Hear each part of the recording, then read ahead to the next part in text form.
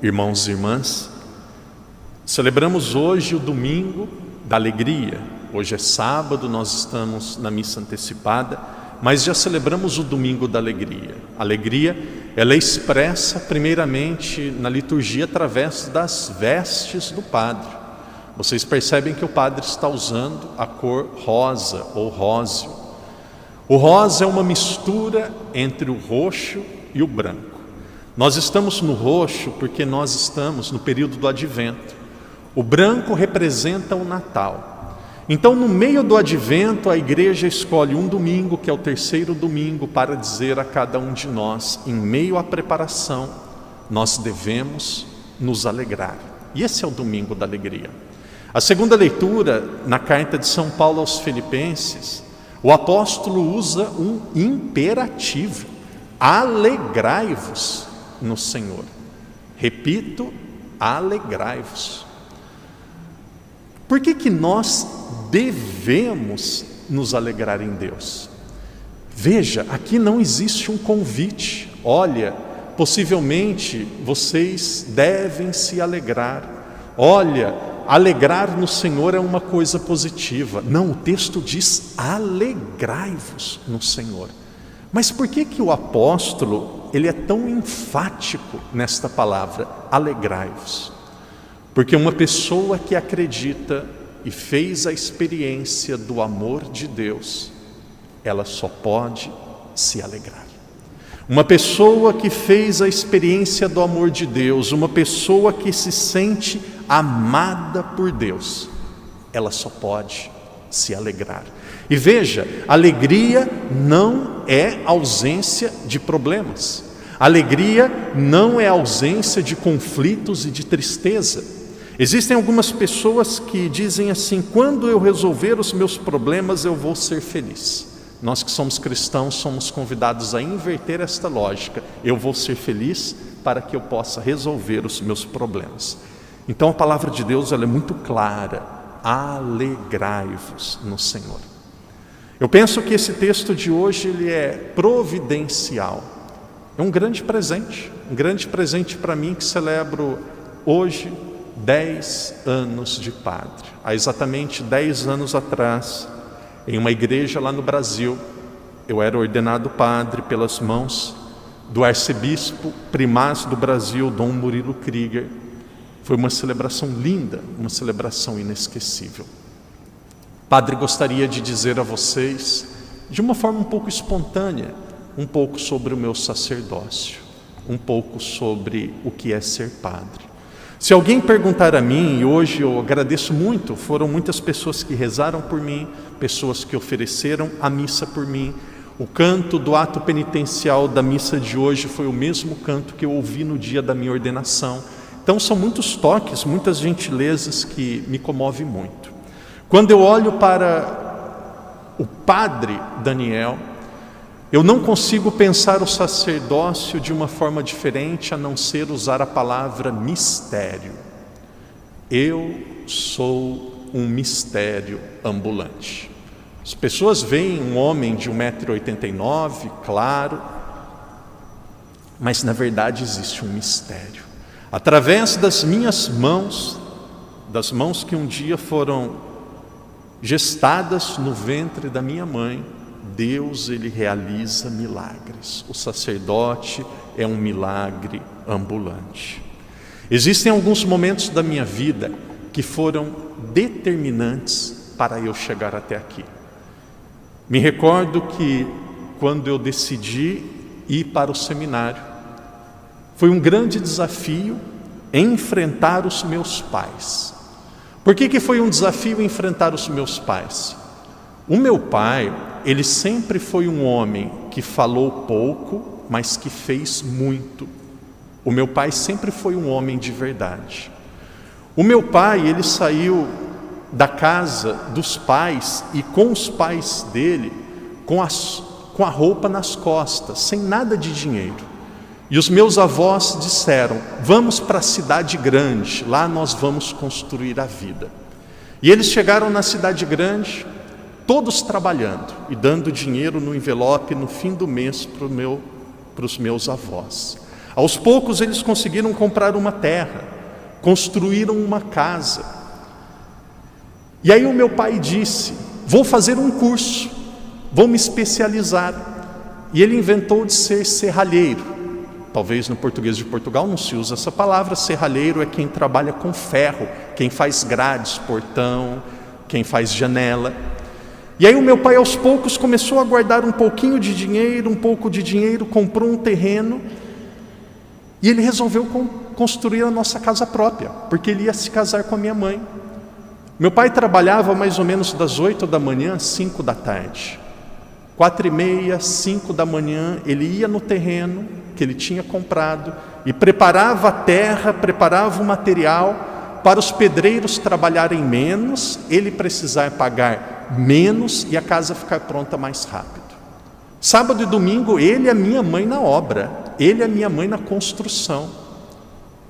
Aos poucos conseguiram construir a casa, meu pai construiu outras casas, tivemos uma condição de vida razoável, nunca tive luxo, mas graças a Deus nunca me faltou nada. E o meu pai, um determinado dia, ele disse: você não pode ir morar em outra cidade, você não pode ir morar longe. Meu pai comprou um terreno bem em frente da nossa casa, um terreno que foi de um tio meu, bem em frente. Ele disse: você vai se casar e você vai morar aqui. Eu falei: pai, é um orgulho. E eu me recordo, nesta época, era a época que no Brasil nós vamos para o exército. Então eu estava sem trabalhar. Trabalhei no McDonald's, primeiro emprego, um emprego simples, McDonald's. Depois trabalhei na Petrobras. E aí depois trabalhei na Telefônica, uma empresa de telecomunicações. Mas esse momento eu estava desempregado. Então eu ia com meu pai para nós começarmos a construir aquela casa. Trabalhava como se fosse pedreiro, servente de pedreiro, eu e meu pai juntos. E eu me recordo que a casa estava começando a surgir, começando a ser construída, e o meu pai dizia: você vai morar aqui, nós vamos morar próximos. E eu sonhava. E de repente veio o desejo vocacional. Eu olhava para aquela casa e disse: esse é o sonho do meu pai, que eu more aqui. Olhava para a minha vida e disse: o sonho de Deus é que eu seja padre. E agora? Seria uma grande frustração dizer a ele: essa casa está sendo construída, mas eu não vou morar, eu vou ser padre. Seria uma grande frustração, por mais que eles tinham fé. Um dia eu sentei e disse: pai, mãe, eu agradeço por tudo, mas a minha vida não é mais na casa de vocês, a minha vida é para Deus, eu vou ser padre. Choraram, como estão chorando agora no Brasil ouvindo essa homilia. Choraram. Entre lágrimas, o meu pai disse: filho, eu e a sua mãe, nós achamos que não é hora. Tudo aconteceu muito rápido. Você deve pensar mais. Deve terminar a universidade, deve refletir mais, porque essa é uma decisão muito séria. E se essa for realmente a sua decisão, no futuro você vai. Porém, filho, você decide. As portas de casa estarão sempre abertas para você. Se der errado, volte e você será tratado da mesma forma. Viu o que é um pai e uma mãe de verdade? O que é um pai e uma mãe de verdade? Nobre. Nós achamos que não está na hora. Ótimo, verdadeiro. É melhor uma verdade dura do que uma mentira camuflada e bonita. Achamos que não está na hora. Você escolhe. E se der errado, as portas estão abertas. Que coisa linda. Primeiro dia que eu entrei no seminário, 10 de fevereiro do ano de 2000, os dois foram para a capela, um segurou na mão do outro, e aquele dia eles disseram a Jesus: Jesus, o Senhor nos deu Daniel como filho, e hoje nós devolvemos o Daniel para o Senhor. Nosso filho não nos pertence mais, o Daniel é seu. E eu acompanhei os dois na entrada da capela, em Taubaté, São Paulo. Na entrada da capela, os dois, um segurando na mão do outro e rezando, entregando. Que coisa linda. Eu poderia ter tido pais que não fossem grande exemplo. Todo mundo pode ter, ninguém escolhe pai e mãe, não teria problema nenhum, eu não teria vergonha. Mas eu posso dizer do fundo do meu coração, eu tive excelentes pais. O meu pai, um grande homem que fala pouco e faz muito. Um homem que faz os filhos terem orgulho do pai que tem. A minha mãe, mesma coisa. Eu nunca vi uma mulher que sofreu tanto como a minha mãe. Se eu contar o que a minha mãe já passou, vocês não vão acreditar, eu não falo para poupá-la. Uma mulher guerreira, valente, uma mulher que quando ela era criança, 10, 12 anos de idade, ela cuidava de gado, cuidava dos bois do pai na fazenda. E os outros diziam, ô menina, homem, vai brincar de boneca. E ela chorava de vergonha, andava 4, 5 quilômetros para ir para a escola todos os dias, e lá firme. A minha vocação é uma graça de Deus, mas é fruto dos pais que eu tive. Primeira grande decisão, aquele dia, pai e mãe, eu vou ser padre. Graças a Deus a casa está lá, hoje a minha irmã está morando naquela casa, uma casa lindíssima.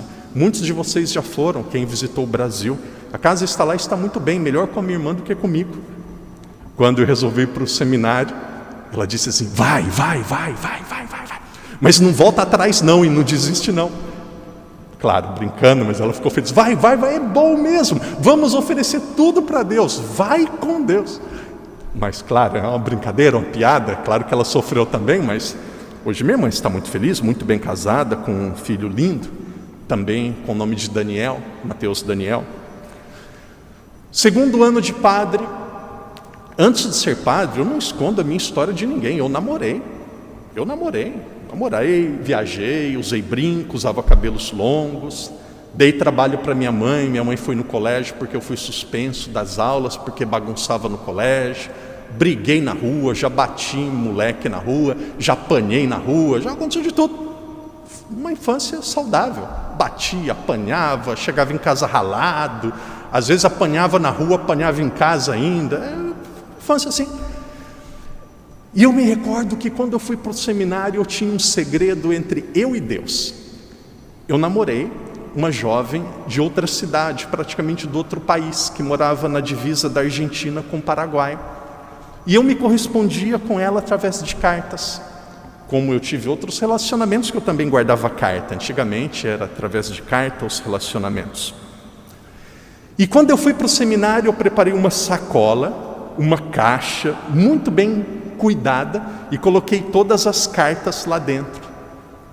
Deu um bom calhamaço de cartas. E sempre quando eu tinha alguma briga no seminário, algum problema, eu ia lá, olhava as cartas. Não recordo o nome da pessoa. Uma vez eu recebi uma carta de 1,80 m, praticamente da minha altura, só com a palavra eu te amo. Coisa de adolescente, eu te amo, muito. E aí de vez em quando eu estava triste, eu olhava e pensava naquela garota, eu te amo, será que é isso? E aí um dia, 2 anos mais ou menos de padre, eu fazendo um retiro, eu conversei com o padre do retiro, o padre Napoleão. Padre, tem uma coisa que eu vou ter que contar. Conta, rapaz. Eu falei, olha, eu tenho uma caixa de cartas. E ele falou, São João da Cruz uma vez contou a parábola do passarinho. O passarinho, ele quer voar.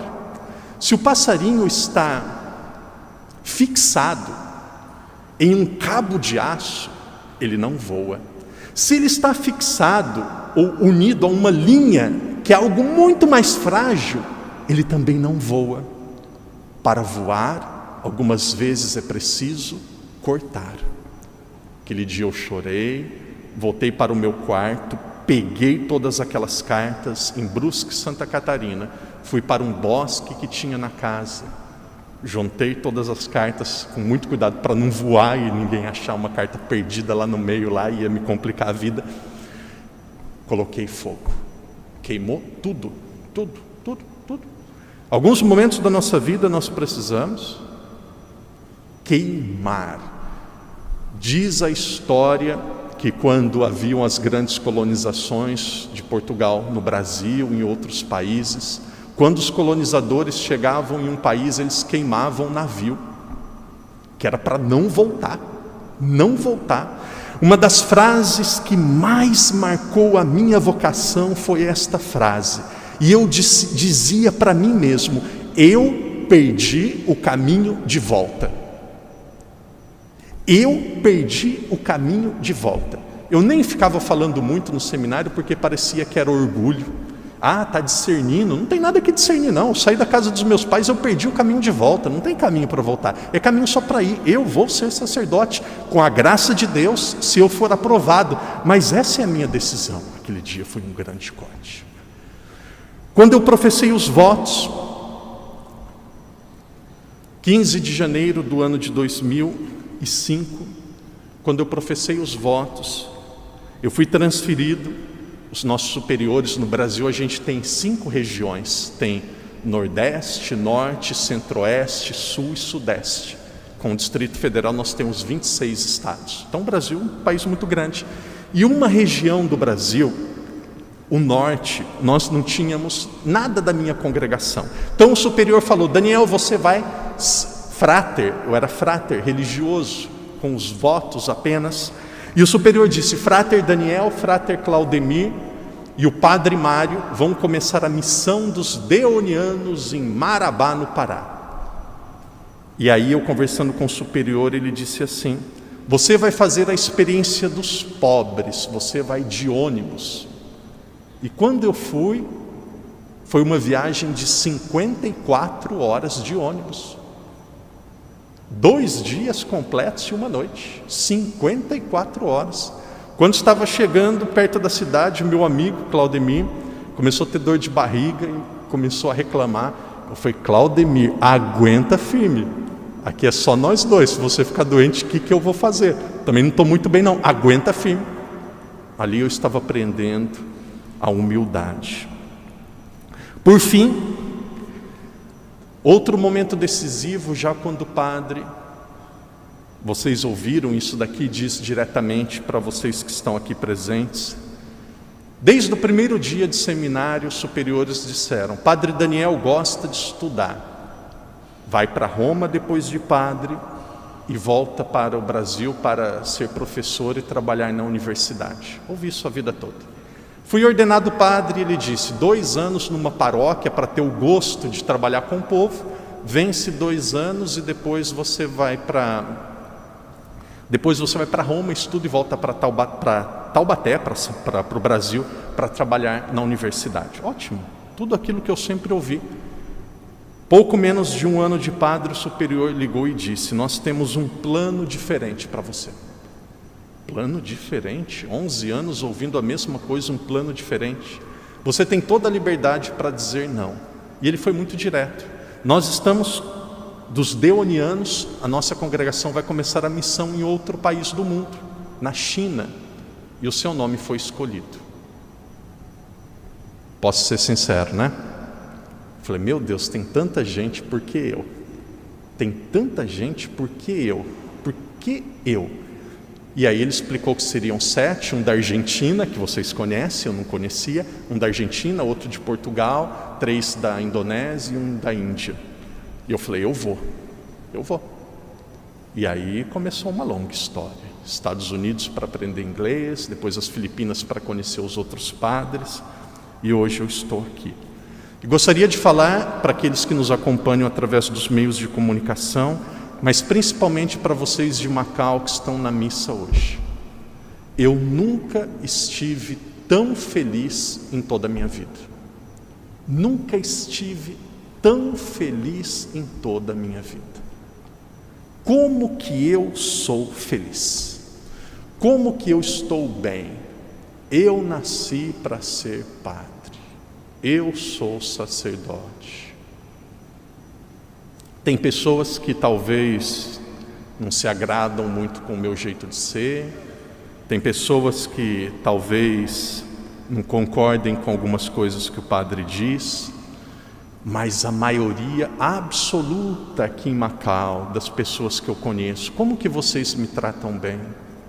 Como que vocês querem o meu bem?